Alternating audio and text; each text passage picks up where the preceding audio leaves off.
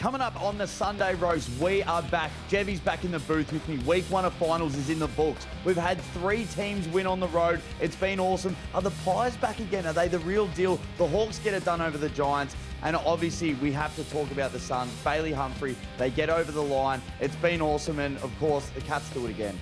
The Cats just do it again. Make sure you listen, like and subscribe. Apple, Spotify, YouTube. Sunday roast is back. Enjoy the show. And now, 100K Sports and PointsBet presents the Sunday Roast.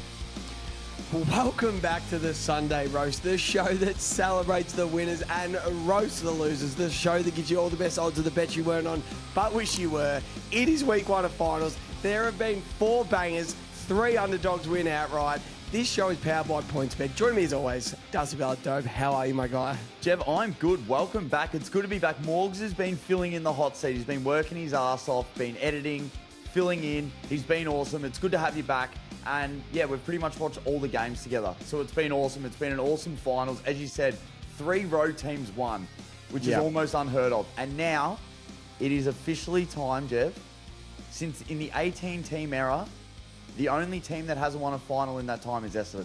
How crazy is that? Yeah, they stink. So the Suns won one. So in the 18-team era, we had to crowbar Essendon into it for a tiny bit. But Jev, how good has it been? It's been so good. We've had some massive performances. We've had teams we thought they were going to run away with it. Some really big clawbacks. I'm not sure anyone would have tipped 4 from 4 this week. Nah.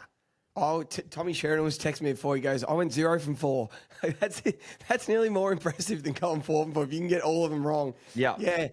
Just finals footy, like they crack in. It's so unforgivable. And like, if you get it wrong, there's a team we're going to talk about that just got it completely wrong. And it's just season over. You're like, fucking hell. So let's go back to Thursday night. Collingwood do what Collingwood do.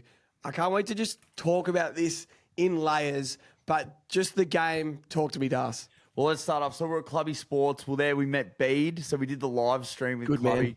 Had awesome burgers thanks to the Collingwood Hotel. We're seeing it clearer than ever because we had KO on Jev. Shout out to the sponsors. BWS were awesome to us. But Jesus Christ, it's a side that didn't have Isaac Rankin in it, wasn't it? They just needed a spark, Adelaide. And you think that, yes, they had the home final, Texas 300th, but they just didn't have the power to get over the top. I think Kane Corns was talking about, he's like, geez, when Laird and Keys had to go back into the middle, they just, you knew that they were struggling to move the magnets and pieces around. But fuck, how good were the older players? Like, Steele Sidebottom turned the game on its head. DeGoey, we actually thought he probably wasn't going to play because he looked like he did his leg at training. His power running through stoppage, him being able to hit the scoreboard. Nick Dacos' goal in the first quarter just to set him up and get the ball rolling. And then, yeah, Darcy Moore just sat behind the ball, had one bad mistake early and made up for it. I think 13 intercept possessions for the game, but I think 9 direct intercept marks. Fuck, what an awesome game. I did not see Collingwood running out that game. Even before the game started, Jev, I said, I can't see them winning 3 games in a row. So, yes, they've got the prelim. Look, I'll 100%, if I'm wrong, I'm wrong. But even if they win in 2 weeks' time, I then can't see them winning another game. I don't know. I just think there's too many other better teams. But they just seem like this is a team that needed the bye. They got it. They can rest up. Home prelim. Fuck, it was so impressive, wasn't it? Like, they left McStay out, and I think that was obviously the right option. And it was just a full team performance. Like, my check, he kick 5 points for the game. Jamie Elliott, it almost looked like, I'm not all-Australian, but guess what? This is what an all-Australian small forward does. So he stepped up. It was just so impressive. It was so impressive to win on the road. They've just got Adelaide's number. They've just got Adelaide's number. Adelaide beat them the back end of the year, and they're like, yeah, sweet. We'll beat you when it matters. So fucking good on them. It is unbelievable how wrong I've been on Collingwood. Like, I am just wrong. I just don't get it. How can they look so bad at the end of the year? Like, horrendous. Like, rule them out. You guys stink. And then they just come out the first final. They're just so good at, like, get to the bye, reset your mind. You've qualified for finals. Now it's just it's a new season, and they just backed their system, and their old blokes had a rest, and it was still side bottom in the second quarter and 10 minutes of the third quarter. It was Jamie Elliott at the start of the game. It was Pendles in the last quarter. It was Darcy Moore in the first half. It was Nick. Nick wasn't incredible, like he had 24 touches, but it was just sprinkles of brilliance every quarter. His goal in the first quarter. He finished the game in the last quarter. And it was never like... And then it was just their system and their role players just getting it done all game, and the pressure they put on. Oh, God. It's unbelievable. Like, I'm just wrong. And I know I'm going to be wrong. I still don't think they're that good, but they're playing a prelim at the MCG, probably against Gold Coast or a banged-up Brisbane. Like, they're probably playing in the grand final, and then grand finals are always 50-50. Anything goes to us. So, geez, I could look dumb, and I deserve it from the Collingwood supporters. I deserve what I get. But one team I was right on. Geez, the Adelaide Crows absolutely dogged it, Das. I said in the pod on Tuesday, I reckon they're going to get tight in the final. You finish top of the ladder, you got the whole state, like you become premiership favourites, top of the ladder, you're kicking 100 goals a week, and you have not played one single final since 2017. And now you're the premiership favourites. Like, there's steps. You got to take steps. You got to take your lumps. Not many teams, apart from Richmond, just miss finals, get in and win it and become the best team. Like, I don't know. Well, I think you got to take your lumps a little bit. It's hard to just get there and win it. And they go from scoring 100 points a game in the home and away season to scoring 50 points. Our man Riley Thilthorpe's ducking his head everywhere. They felt the pinch. Like, they absolutely dogged it. They felt the pinch. They crumbled under the pressure. The lights were too bright. We were saying on the clubby stream, as soon as Collingwood hit the front by about 25 points, just tag Jordan Dawson. He is the only player that's going to beat you. He was legit the only guy that was going to beat you. And they sort of did. They just put a body on him. They made it really hard for him. And they just didn't look like they had the midfielders and the firepower. Like, I don't know. They love Jake Saliga on these guys. I don't know. I don't want to be too harsh on them. They could be really good this week. Show us the team they were. Then they're going to Geelong. They're going to the G to play Geelong in a prelim. But I don't know. I just, all of a sudden, they look two midfielders short so quickly. So, yeah, anyway. Talk about a team that's out of confidence. You've got Thilthorpe, as you said, ducking his head. Could have had a shot about 10 metres out and then just went to handball the ball over to Keys on his wrong side with two people on him. Like, that just wasn't the handball. Like, go and bury the ball. That's the definition of getting tight and the lights being too bright in the final. Against North at Marvel Stadium, he just buries that goal. But he just felt the pinch. He felt the perceived pressure. He's never played a final. He's never played a game that big before. The home crowd, 50,000 Adelaide supporters, like they shat themselves. They scored 50 points to us. They kicked 8 goals. Highest scoring offense in the league, scored 8 goals. Like, they absolutely pooed the bed. So you look at some of the the entries inside forward 50, they were just disgusting. So you're trying to kick it on the head, back over the top. You've got some of the best forwards in the league. Kick it to space, kick it to grass. We know Darcy Moore likes to play off. So you don't need to kick it high back over the head where Frampton can get under you and then he can come in third man over the top. But again, the back end of the second quarter, still side bottom kicks one. Then Darcy Cameron pretty much kicks one on the siren. And that's pretty much the end of it, like right towards the end of the second half. And then they start. So this is where you want that midfield. This is where they've tried to upgrade. And they've been trying to get Dawson in there, Saligo a lot better, try and get some body on. And then they just weren't able to do it. So they start the third quarter, still side bottom kicks a goal. Then Jordan De Goey kicks a goal. Then you can start to hear the Magpie Army really get up and about. Still side bottom kicks another one. They get another one into Jamie Elliott. And then Patrick Lipinski's just running out of the midfield and buries another one. Yep. And that's exactly what happened. Shut the door, game over. The Pies knew exactly how to control. You watch the last 10 minutes of that game, and the way that they just moved the ball around, sucked time off the clock, it's so professional. They, as you said, feeling the pinch. They know exactly what to do in every circumstance. And they knew that Adelaide would then, we have to unleash the shackles to try and get back in the game. And then when they did, they obviously way more susceptible to more turnovers. Collingwood were able to hold it and just played out the last quarter perfectly. So, what an awesome game by Collingwood. What an awesome game plan. As you said, you hate Craig McRae. You think he's very shucksy doodle, like how he acts. I can't stand him. And he was can't fucking stand him. He was acting like he won fairy floss at the fake, Jeff. He was up and about. But I've got an emotional blind spot. I just hate him. And I just don't like his personality. He can obviously coach. They've got an amazing system. and just their facility and their football program as a whole is amazing. I just don't like him as a person, so that's just a personal thing for me. But oh, geez, they just nailed it. Like we saw, it's like they were playing fucking possum with us. We saw footage during the week of Nick Dacos not even been able to train. He's grabbing his ankle. Jordan De Goey gets his ankle rolled up, and I'm like, oh boy, this isn't good. It's like when Via Sistina won the Cox Plate last year, and during the week they had that footage of it running 10 laps around the fucking track. Everyone's like, rule that out. It's going to be cooked. That's exactly what Collingwood do. They just played possum with us. So, oh God.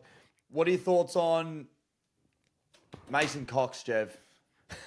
Well, what do you think of Cox's Cox's game? Can you argue he played better than Riley Thilthorpe? I'm like, I know Thilthorpe kicked 2. I think Mason Cox nailed his moments more than Thilthorpe did. He wasn't great, but he, as a backup ruck, he probably nailed his moments more than Thilthorpe did. Didn't duck his head, just had his 5 moments, took a couple of marks, brought a couple of balls to ground, played his limited minutes. Like, he was having a stinker, and I said he should have been subbed off, but then, like, I don't know, what he had to do, he got right. Like, you can't really argue. He's not going to have 30. He's not going to kick 10. Just has to get his moments right, and he sort of did. There's and someone that we have to roast, and I know you touched on him before, but Darcy Fogarty, you're one of the biggest players in the league. There's always a mismatch in that Collingwood back line. There's always going to be a mismatch. And you have to find it, and you have to get the ball to him. The fact that, again, he had no impact, Jev. Yeah. 0 impact on the game. Taylor Walker was trying his ass off. Oh, Tex didn't play. It could have been 100 points. Like, Tex was unbelievable. He was so good. But why does Fogarty goes missing too often in these big games?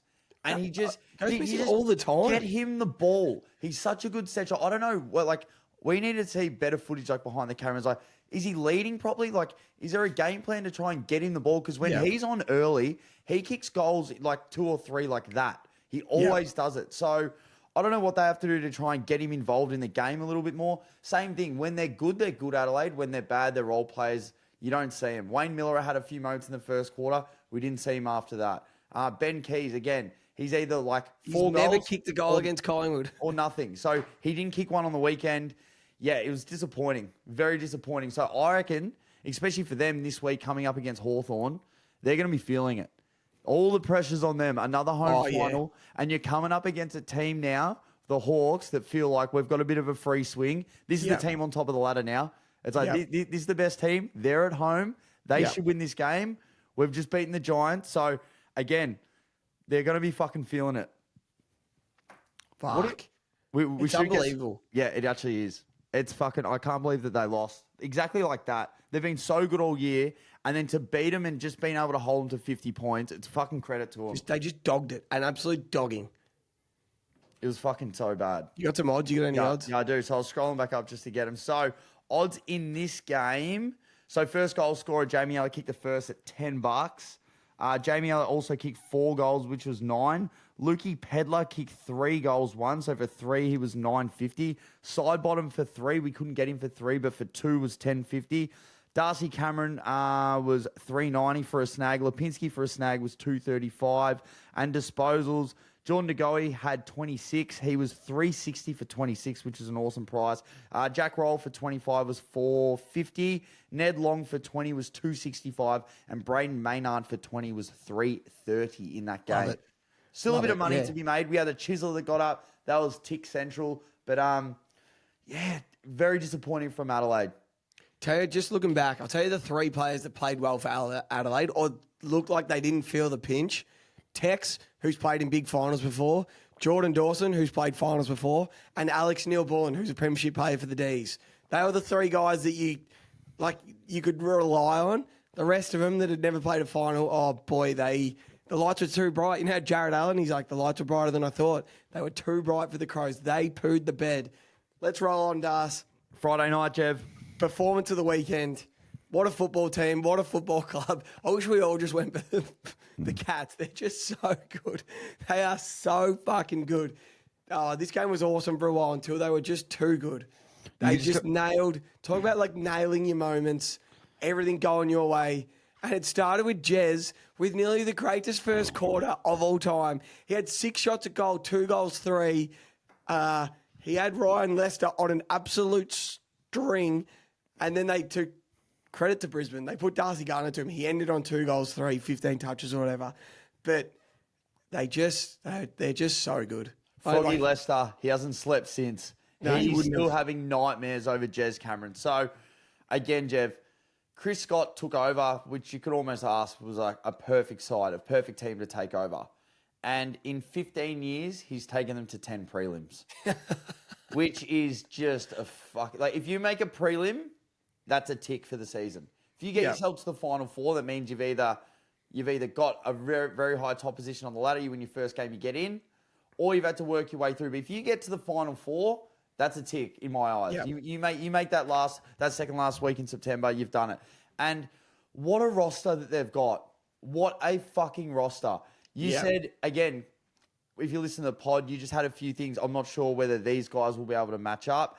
And we didn't see that much of Bailey and Max Holmes. And then in the third quarter, then they really came out. They hit the scoreboard. They started running. Tom Stewart has just been trying to get back slowly and slowly. Now he's starting to play his best footy. Jack Henry, Jev, I think he's one of the most important players in football that we don't talk about. Yep. He just diffuses everything.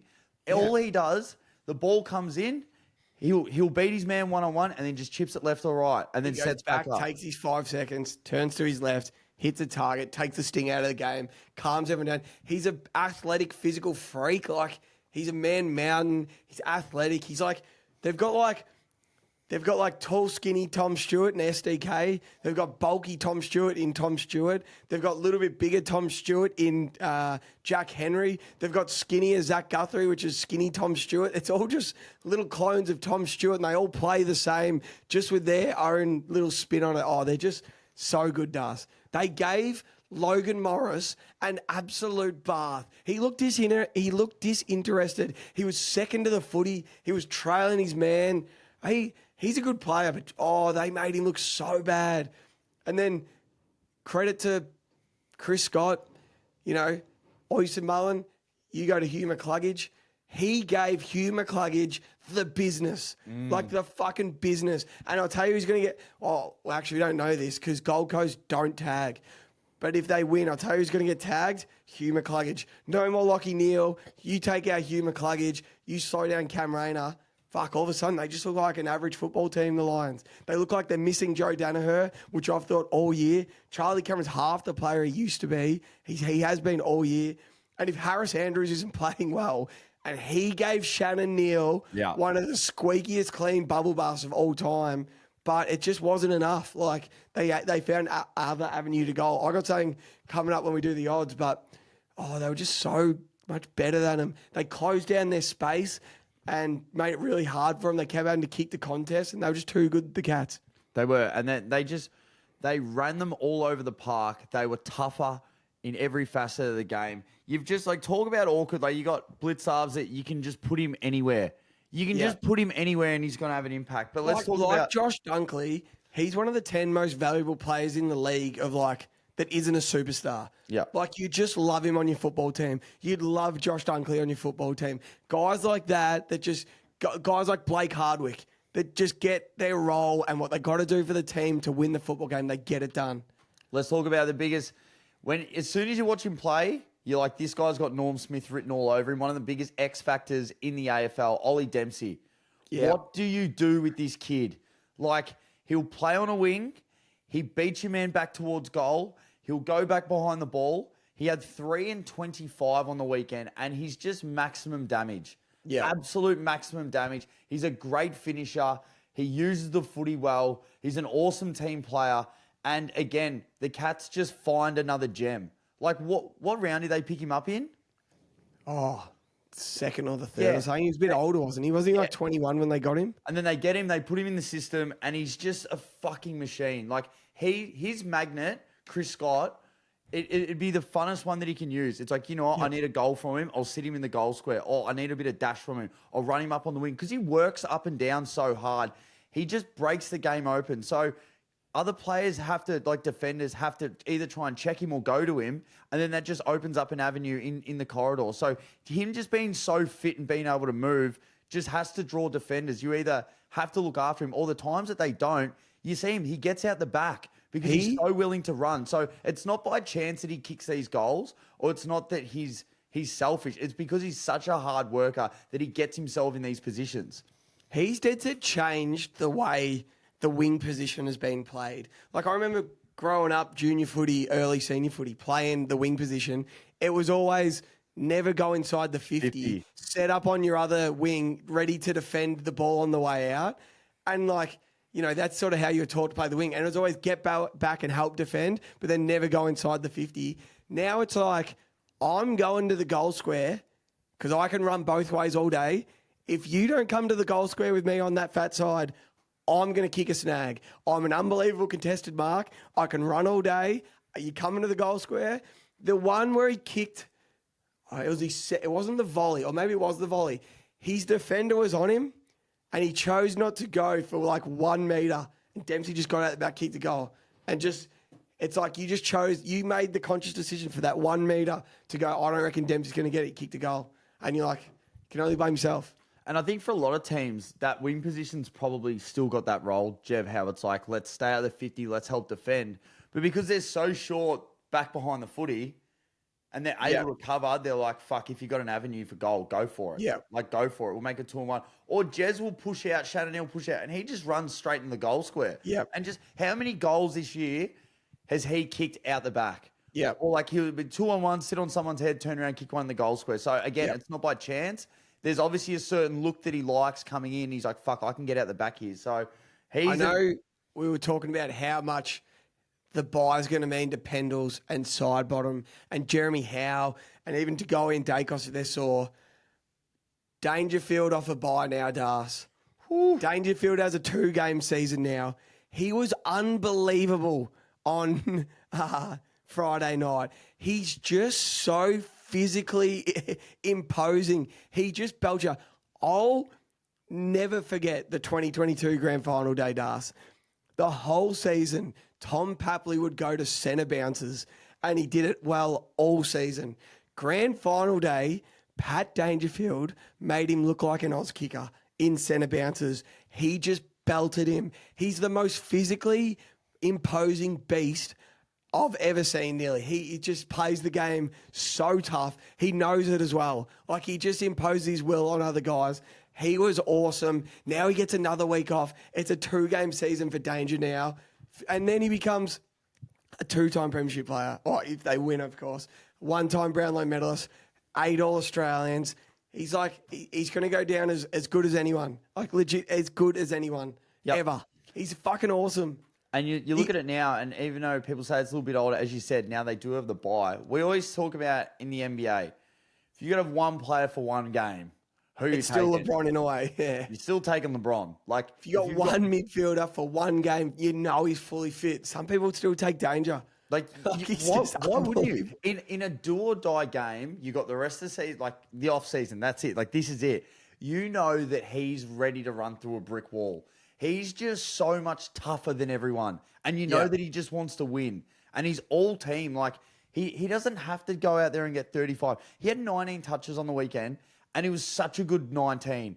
Coming up with the footy, taking marks, brushing tackles, drawing 2 or 3 and getting a handball out. He's just... They're like Judd touches. I know it's a saying, Judd touches. Judd used to win Brownlows only getting 21, 22 touches, but everyone turned into something. Like, that's what Danger does. Yeah, fuck, he's so good. We won't really talk about the umpiring because me and you, we don't really give a fuck about the umpiring. Yeah, we don't. But you and me love Cam Rayner. We just love him. I love him. I still don't know how the first one got all the way to the goal square for a goal. Yeah. That was weird. It should have been a turnover where Stengel had it. You turn over with Stengel. I don't know why you would, on the spot, take it 200 metres up the ground and pay one there. That umpire there has to just be like, get the fuck up. Get up. Yeah. But then the second one where Guthrie bumped him, that was a free kick. Everyone saw that coming. Everyone knew he was going to play for that, throw the head back. Everyone does it. Watson and Ginnivan do it all the time. And that was on the Cats. Yes, it annoyed the fans, but everyone saw that one coming. You can't do that. You can't just let him kick goal, go straight up, do that, and he's going to flop. That's what players do. Like, that's a free kick. And then the third one he kicked when he was getting booed to the shit. That was such a talented goal. Great You and me celebration. were just like, and he got into the Cats fans and stuff. So you've been on Brisbane all year, right? If you're a Brisbane Lions supporter, they kicked 2 points in a row in the fourth quarter, down 24 points. They hit the post and missed an easy one. Would have made it a 17-point game. Oh, no, sorry. Yeah, if they went goal and point, it would have made it a 17-point game with about 10 minutes to go. But Lachie Neale's done his calf. So are you selling all Brisbane stock now, or are you still a believer? You've had him all year. Yeah, I'm gonna right before the end of the season when we did the last premiership high, I had majority of it for Geelong just because they've only got one injury on their list, which is Conway. Toby Conway. Like, you've got to be the healthiest team in the comp.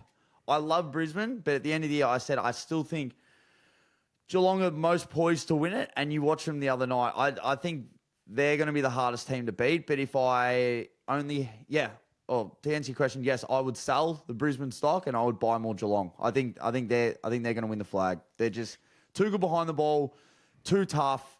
They look like they're just a senior side. And again, I would have Brisbane there, but again, more injuries. Lachie Neale's out. Can they still win it? Probably, but you'd hate to see him on grand final day, like out there with no Lachie Neale. You just want all the team's best players playing.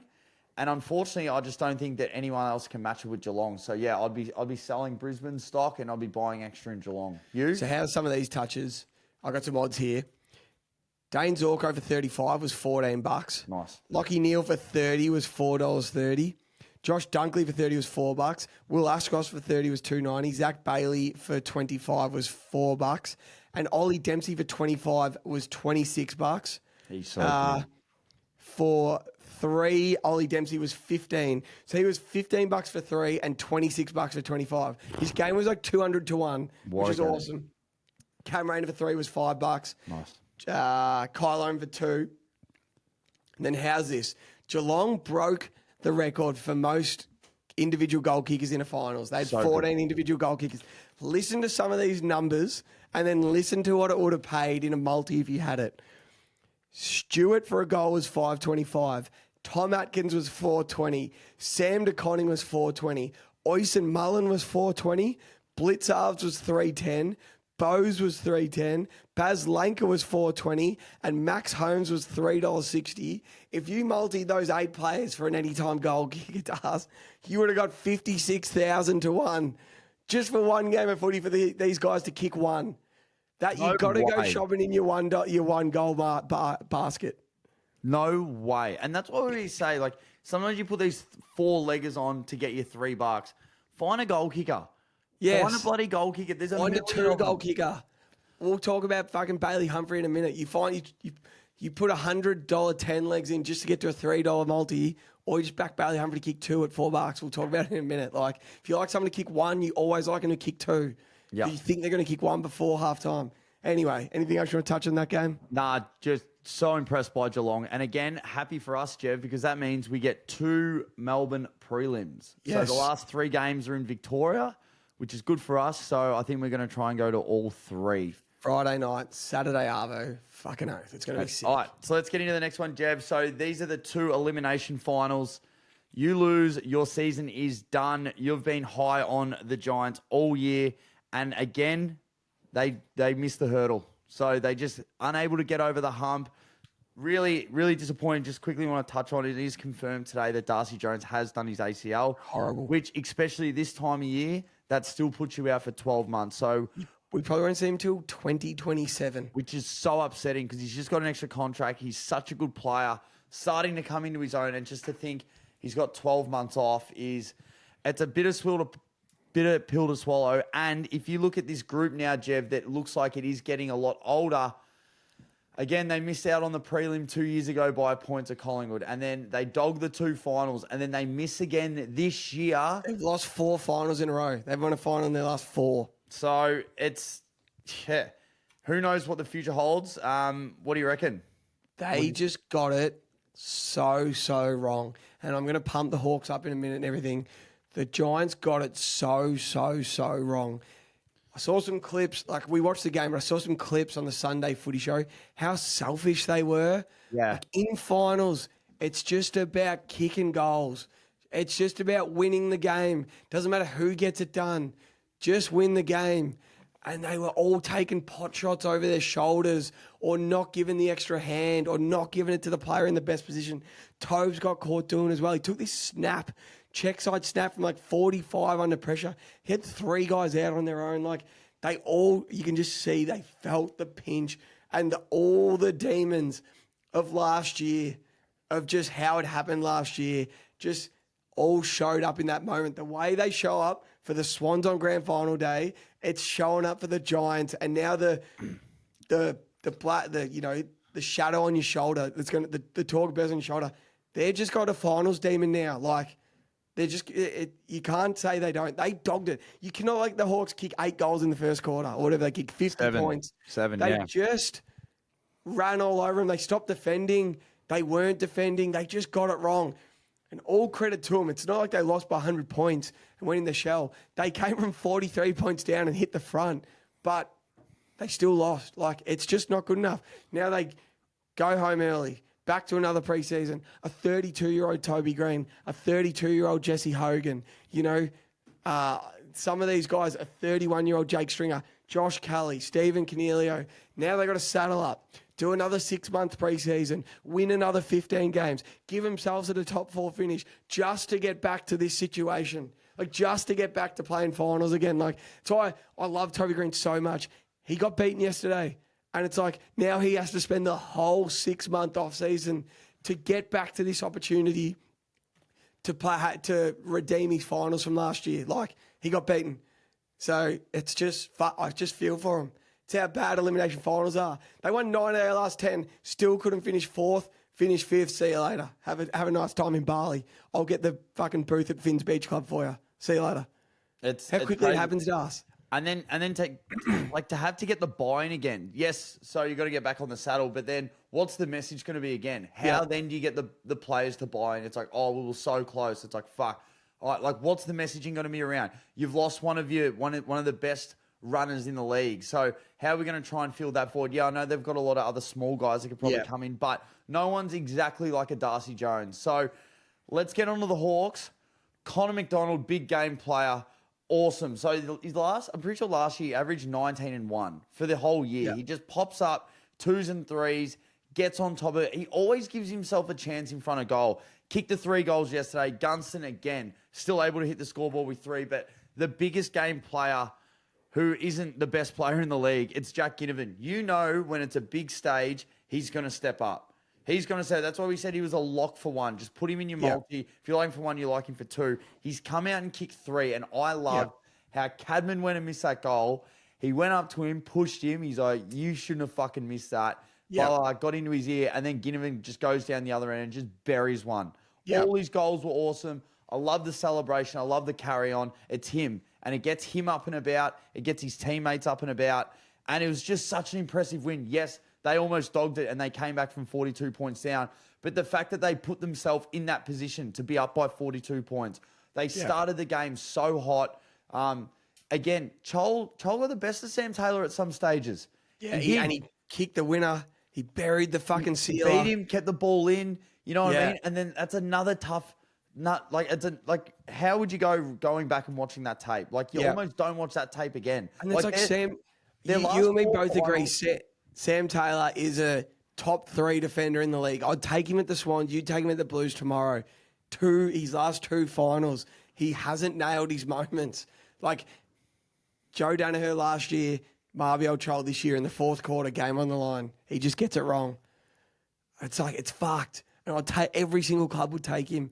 And you just feel sick for him. They say, Finn Callahan tells us, they go, we have to pull him out of preseason trainings because he's going too hard. He's too courageous in just preseason scrimmages. And he's like the most competitive man in history.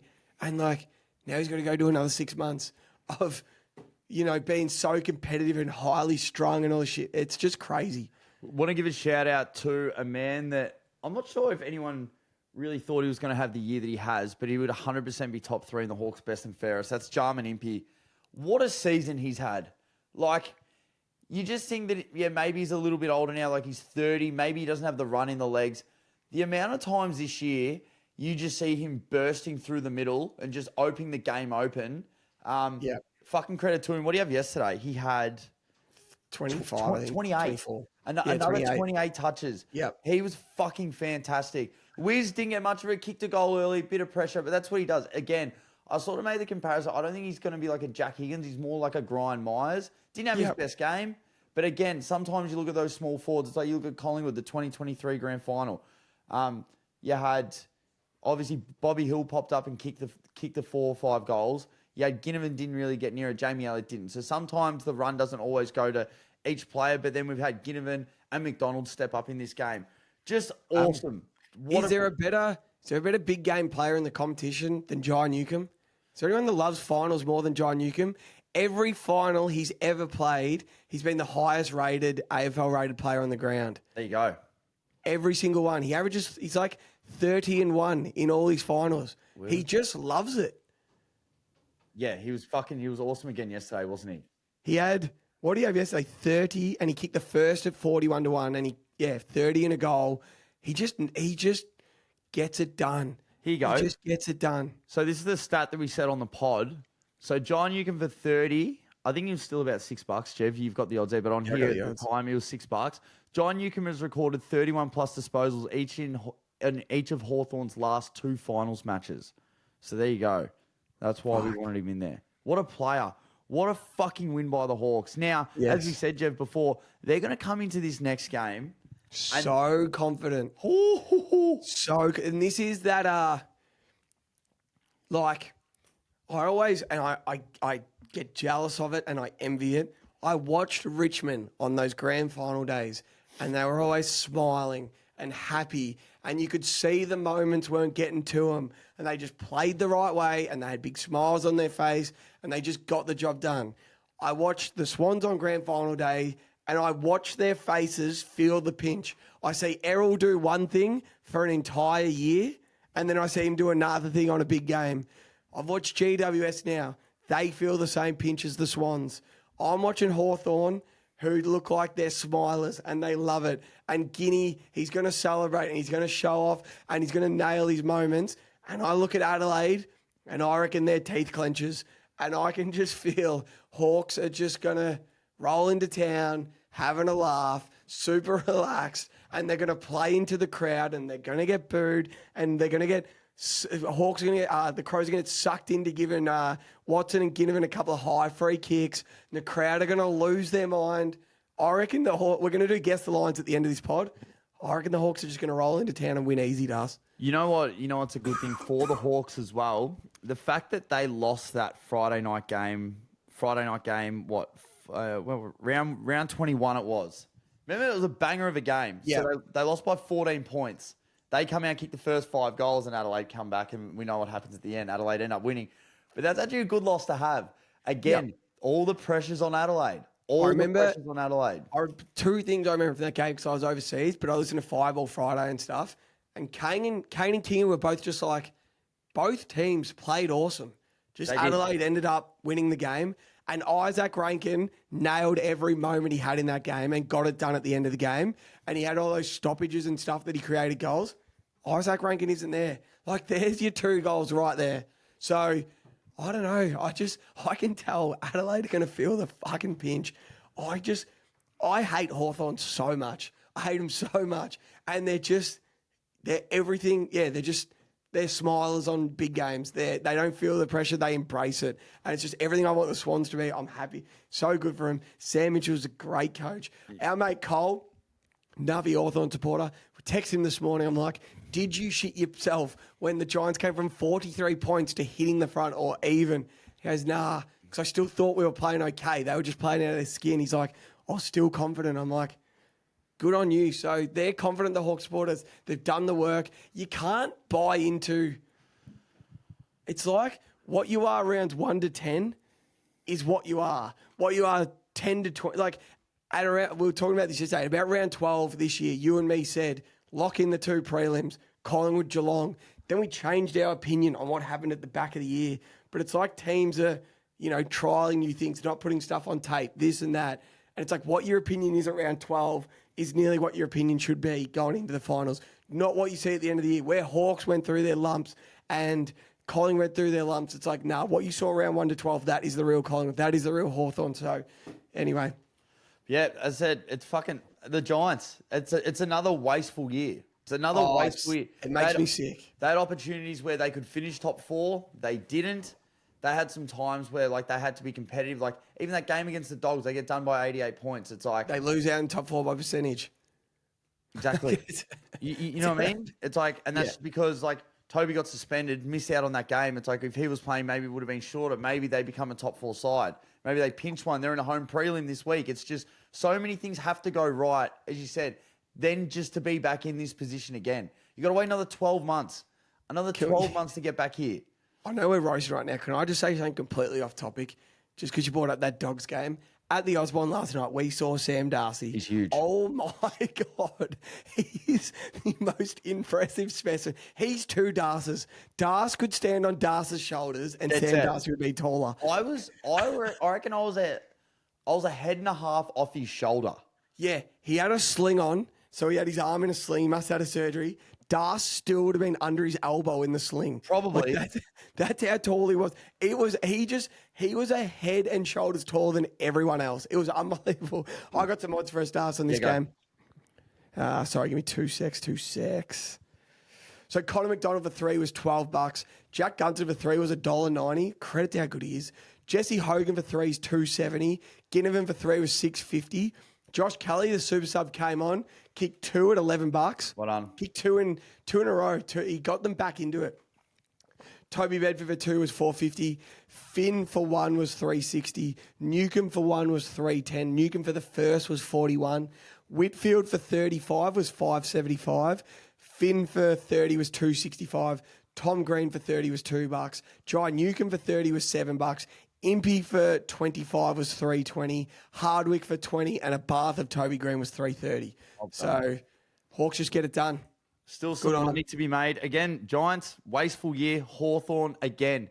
Their defense stood up. That's why you got Battle and Barras in. The defense stood up. I'm happy. Like, that is exactly why you signed those contracts. With Jack Scrimshaw back in the side, Weddle back in the side, Sicily in a little bit of form, Impey and Amon playing as well as they are. Like, if I'm a Hawks supporter, you know your defense is going to play well in the finals. It's if you can kick enough goals on the other end sort of thing. Like, you can trust that defense. Would you trust that with your life, Das, basically? What, that their defense? The Hawthorn defense, yeah. 100%. Yeah, I love those acquisitions. Like, Battle can play on a little bit more of an explosive player if he has to. Barras, again, he almost plays like that Jack Henry role, like they just try and intercept, defuse, and then go give it to your runners, go give it to your other ball users. Yeah, they do it a bit differently. And again, we always say that they're still probably missing that A-grade midfielder. I'd love to see how well they would do with Will Day out there as well. He's a superstar. So I'm not sure, is he won't play for the rest of the year, will he? Or is he close? No, apparently not. I know they're going to start calling Zach Merritt. People are saying Zach Merritt. You know, they're always going to be in the market for Zach Butters. You got to respect it. As much as I hate them, they just say, we got some cash. What midfielder wants to come play finals every year for the next 10 years? Yep. We're going to pay you. Who wants to come? Harley Reid, Zach Butters, Zach Merritt. Who wants to come? Yep. I've got the cash for you. 100%. So anyway, let's roll on. The biggest underdog of the week, Jev. The People's Team. The coolest result I've ever seen. The biggest dogging I've ever seen. The Suns get it done after the siren, basically. Yes, This is what finals footy is all about. And I've spoken about it all pod. And there's teeth clenchers and there's smilers on finals day and there's embraces. I don't know what Damien Hardwick sprinkles, but the Suns just came out with a smile on their face and business to attend to and just got to work.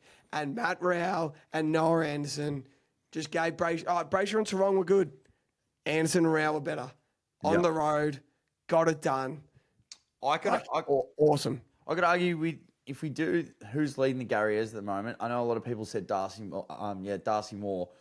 What Matt Rao did yesterday was one of the more impressive games I've ever seen. He is. I can't describe this. He's Pat Dangerfield.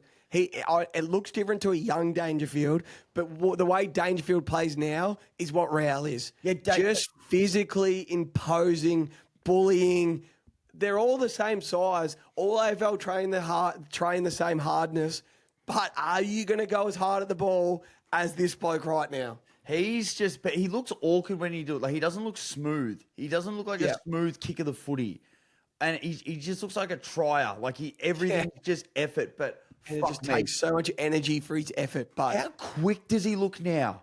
Some of him running away from stoppages, he just turns around, takes a bounce. He's a massive kick. Yeah. Big inside 50s, gets it in deep. But yeah, it was an arm wrestle that first quarter, only a goal apiece, and then they came out, kicked 7 in the second. And they just like, oh my God, they shut that crowd up. Bailey Humphrey, our man, was getting on the end of him. You could see, and even chatting to him, he's like, I hate when people say I'm a big game player. He's like, I hate it. It does my head in. And I know all the comparisons to him and Dusty. DeGoey or something. He hates it. He hates it. He just wants to be him. I'm not Dusty. And he's just like, I don't know why everyone says I'm a big game player, built for this. And then he's like, well, I actually have kicked 5 in every grand final I've ever played in. So I'm like, that's why. But he's like, he was really hoping to go and have a really big performance on the weekend. Obviously, his knee hasn't been 100%. So I know chatting to him after the game, he was stoked to get through. Said the best game he's ever been a part of. The atmosphere was fucked. But just to actually have an impact in the game. And you can see with him, he's very much more of like a confidence player. I'm sure most players are, but it's hard when you're in those moments and you feel like you're not having an impact on the side, or especially on the scoreboard as a forward. But to actually get himself involved early really helped him get going. He's one of those guys. Just get him a goal early. Sort of like just give him a handball where he can get a goal early, because it's gonna like snowball down, and he's just gonna get better and better, and his confidence is gonna grow and grow. Oh God, he was good. Let's talk about the back end of the game, because there was obviously a lot that happened in the middle. Pat Voss, I thought, was really good. Kicked his goals. I love him so much. Fucking oath. He's so good for the game. Like next year, I can't wait to turn on Freo games and watch Pat Voss. 100%. He's so watchable. Yeah, he's a gun. I couldn't agree more. And it doesn't come across as cringe either. Like it's just I actually really like him. Like he's just doing what Tom Papley does. He's just a key forward. He's just a bigger dude. He's big. And especially because you've heard him talk, like he's not arrogant. He's a simpleton. He's just a simple guy. He's a guy that's loves the celebration. Guy that's been delisted, he's been dropped. Yeah, he probably knows where he's at. And he's like, fuck, I'm just going to come out and enjoy my footy. But let's talk about the end. So that crowd rewatching it, because we were out at the Osborne yesterday. Had a few beers. Remember, we got to the Osborne at 10 o'clock to watch the NFL. By the time we drank free piss all day. By the time this game rolled around, oh boy. We got him at 3. 10 till 3. We put on a shift yesterday. We would have been anywhere between 25 to 30 drinks. We didn't eat either. I did not eat. I was hammered when I got home. Anyway, so we watched it, but then I went back and rewatched it today. That crowd was so loud. Like humping. How good was it? So yes, Luke Jackson kicks the goal to put him ahead. That mark he took was huge. Huge. Talk about big game players. He is a monster game player. So he kicks that goal, puts him in front. 3 minutes 20 left on the clock or whatever it was, and it's just like, oh no. What were they down at 3/4 time? It was 17 points. Yes. I think it was 17 points at 3/4 time. 8-4 to. We'll say something close to that. And then the magnet ability of Damien Hardwick in that moment to put Mac Andrew forward, we've been giving it to him a little bit for most of the year. We love him. We can have a chat to Mac all night. He's a really good guy. He replies to our DMs. He's a great guy, but he just hasn't had the impact this year I don't think he'd probably hoped, or Gold Coast had probably hoped, which is, to be fair, down back, he just hasn't had his year, the $1 million player. To put him forward in that moment and for him to come out and just slot that goal, I don't think anyone thought that he was going to miss that. Did you? No, he just 20 minutes. He just went back and he's going to bury it. Yeah. Did you hear he got interviewed by Hamish in Channel 7 after the game, and he goes, I've been defending Josh Treacy all day, all game. So I went down there and said, are you ready to defend me? Have you watched the behind the vision? No. The ball comes up. Treacy ducks back to the goal square to protect the back of the stoppage, the back of the contest. Mac just comes up at the footy, takes an uncontested mark. Treacy's just caught no man's land, just puts his hands up, and he's like, "Oh my god!" And it just shows like Mac just read the ball straight off the boot like a good defender does, and just went forward, took the mark, and Treacy just ducked off the back to protect the back of the contest. Mac just goes back and buries it. That's twice in his career. There was the Bombers one after the siren. He hasn't looked like missing him. Like he just goes back and buries them. And then you've got, and then it's even. It comes down to it. Then you get Davey. You can't write this. No, you cannot. Imagine you go to AI and you go write the biggest fairy tale script for this game, and it says David Swallow kicks a snag with 9 seconds to go to put the Suns up by 6 points, but he accidentally kicks it in the man on the mark. It becomes a point after he's come on as a sub. And not even ChatGPT would be able to write that fairy tale to us. You know what? I went back and looked at it. You get 30 seconds shot clock, yeah? Yeah. He got the free kick with 56 seconds to go. And then by the time they kicked out, there was 9 seconds. Yeah. He's milked something chronic. I don't know. So you got to start your run up with 30 seconds. So 56 goes down to 26. He starts walking in 4 seconds. Yeah. Kick takes 4 seconds. And then, they review a few things. A couple of seconds get lost. It's 9 seconds. Either way, like idiots. That moment, for him to bury that, whether it was a point or not, is irrelevant because obviously the scores were even. The celebration was just fucking awesome. It actually worked out better that it was a point because then they would have had to go end to end. So, it's the best result possible. They could have set up how they wanted to, yeah. And then 9 seconds, they went to kick it up. They would have had to get a perfect marking kick, and then that's it. They diffuse it. The Suns win. What an awesome game. We said this win could put your club forward 18 months. Now they get to play Brisbane that they beat by 60 points earlier in the year. No Lockie Neal. They're playing just down the road, so they can just go there. They're fresh. Their confidence is through the roof. Oh, what a time to get Brisbane. It's not about who you play. It's about when you play them. Yep. And what a time to get Brisbane. What a time. This is a team that is so ready to go. This is a team, as you said, Jev. You know what you do? You go get Took and you go put him on human cluggage. And you say, Will Ashcroft, try and beat us. Yeah. Will, you got to come beat us. Will, you're playing on Anderson Rao. Here you go. Josh Dunkley, I know you're good at stopping people. Can you go as hard at the ball as Rao does? And again, you win this, you get yourself into a fucking prelim. The Collingwood at the G in front of 99,000 Collingwood supporters, and you and me will be the Suns. I'll tell you, I was just thinking they match up with Collingwood very well. I was just thinking I know for a fact, apart from his direct family, you and me are 1A and 1B on the Bailey Humphrey hype train. We were the first on board by an absolute mile. His family and his close mates are driving the train. We were first on that bus from the time he came on as the sub in Darwin in 2023. Like, this is a long time ago. You're like, this kid's a gun. And we're like, he's a gun. And now you do a podcast with him weekly, and he's such a humble kid, confident young fella. It's like, I cannot wait. Anderson and Rao, I cannot wait.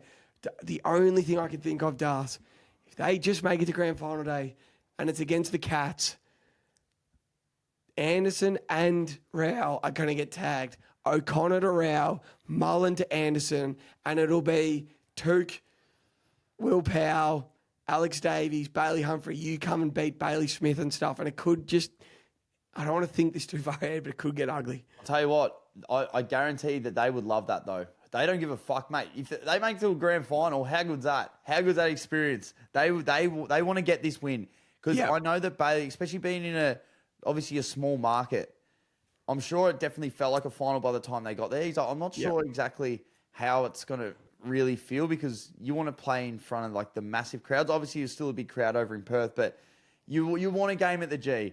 If you're an AFL player, you want to play a final at the MCG. And I think that they get a Q Clash. It's going to be a packed out Q Clash this week.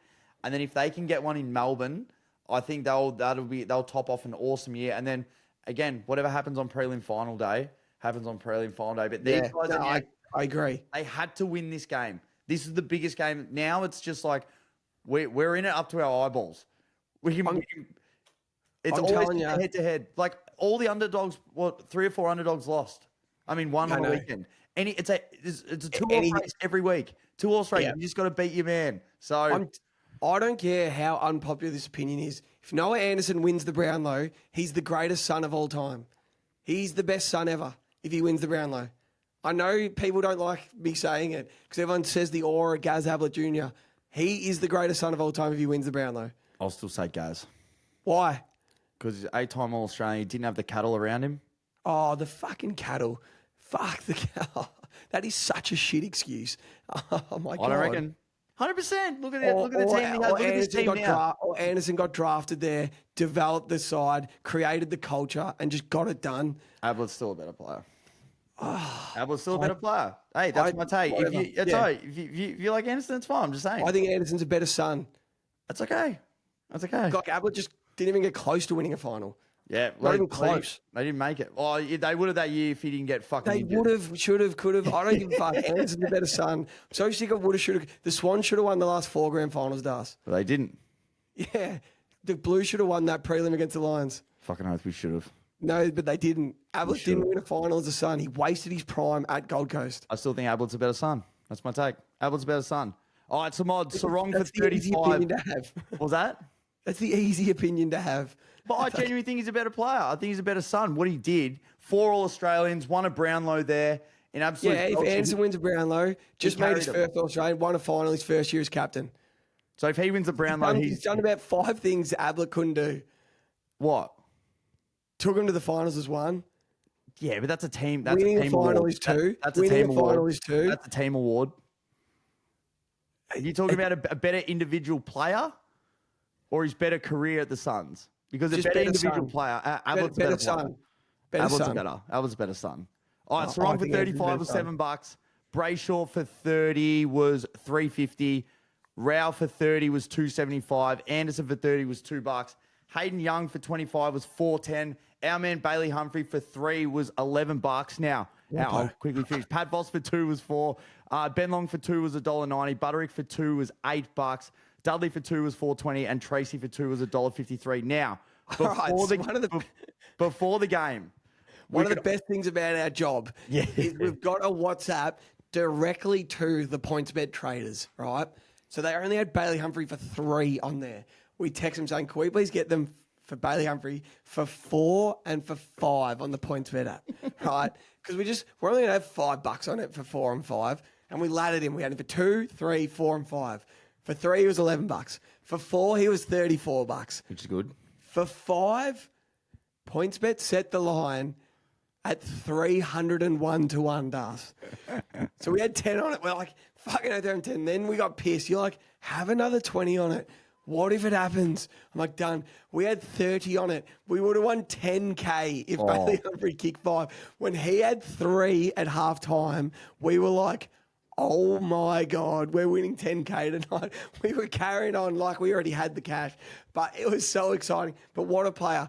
First final, he's made of it. He's made of the right stuff. First final, he just kicks 3 by halftime, basically seals the game. Like, he's made of the right stuff. He's going to be a son forever. 100%. It's an awesome game, and I love all the matchups coming into it now. I think Adelaide... I can't wait for On Air with Bear this week. Can't wait to hear I can't wait for you to ask him what the games in the rooms, like what the vibe in the rooms after was, what the flight home was like. Were they allowed a cheeky beer to celebrate in the flight home and get around each other, or was it just back to business? What the plan this week? I can't wait to hear all of it from his point of view. Das, before we go, I have not looked at any apps or anything. Let's quickly do guess the lines. Yeah. I'm assuming Friday night will be Adelaide Hawthorn. Yeah. I've got no idea. I reckon both times going to be the same. I'm going to go Adelaide -6.5. Yeah, I'm going to go Adelaide. I'm going to go Adelaide. Yeah, that's probably bang on, Jev. I'll go 7, just in case I'm over the other side. 7.5. And then the other game, I'm going the exact same line. I'm going to go Brisbane -6.5 over Gold Coast. I'm going to go Brisbane -11.5. I reckon they're going to push that one out a little bit. So I've got them here. So Crows -3.5. Yeah, okay.